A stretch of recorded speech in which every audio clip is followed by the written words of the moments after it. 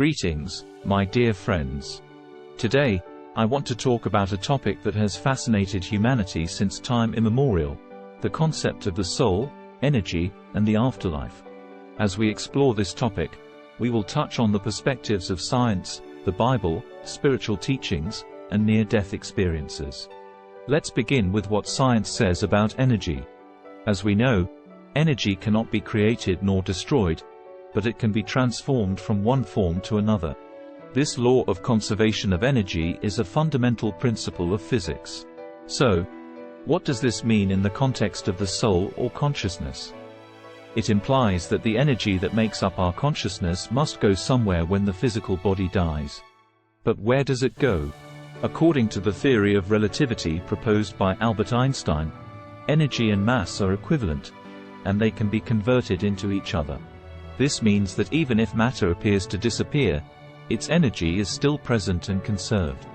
This principle has been demonstrated in nuclear reactions, where a small amount of mass is converted into a large amount of energy. The principle that energy cannot be destroyed is well established in physics and is supported by both experimental evidence and theoretical considerations. This principle has many practical applications in the fields of energy production, engineering, and environmental science. For example, the brain and heart produce electrical activity is well established and has been confirmed through various experiments and studies. This electrical activity can be measured using EEG and EKG, respectively.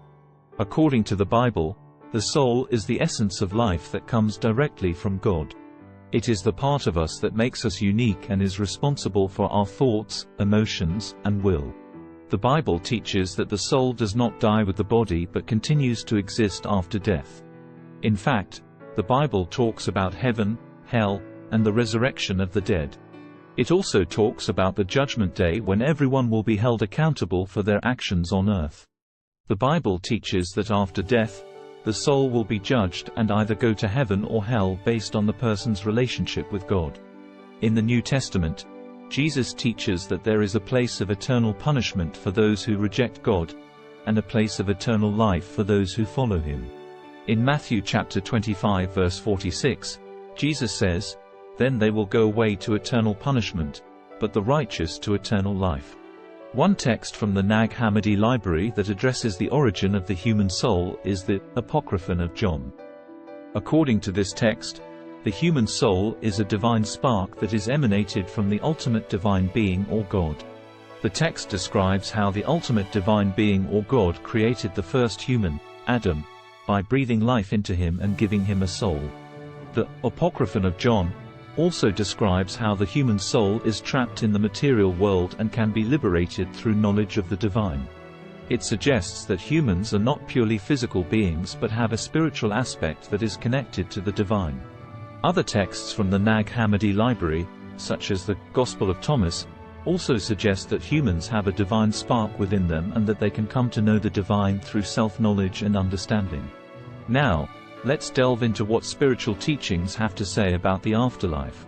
Many spiritual traditions teach that consciousness or soul expands after death and reunites with oneness. The concept of oneness implies that we are all interconnected and part of a greater whole.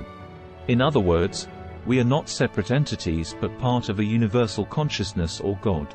This universal consciousness exists in the fourth dimension, where time becomes eternity.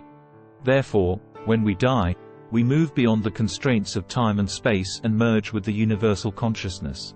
So, what happens during a near-death experience? Many individuals who have had near-death experiences report seeing deceased loved ones, Jesus Christ, a bright white light, or another realm. These experiences provide us with a glimpse of what may happen after death. For instance, seeing dead relatives during a near-death experience may suggest that our loved ones are waiting for us on the other side. It may also suggest that we are not alone and that there is a greater purpose to our existence. Similarly, seeing Jesus Christ during a near-death experience may imply that there is a divine presence that guides us through life and into the afterlife. It may also suggest that love is the ultimate force that binds us to the universe and to each other. The experience of seeing a bright white light during a near-death experience may be interpreted as the merging of the individual consciousness with the universal consciousness. Finally, seeing another realm during a near-death experience may suggest that there are multiple dimensions, or levels of consciousness beyond the physical world. In conclusion, the concept of the soul, energy, and the afterlife is a complex and multifaceted topic that has fascinated humanity for centuries.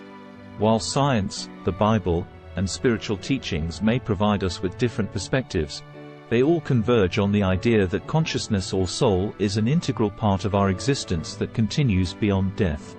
Near-death experiences provide us with a glimpse of what may happen after death and suggest that there is a purpose to our existence beyond the physical world. Therefore, let us embrace the mystery of the afterlife with an open mind and heart and strive to live our lives with love, compassion, and purpose. Thanks for watching. Be sure subscribe to my channel and click the likes and notification button for new updates.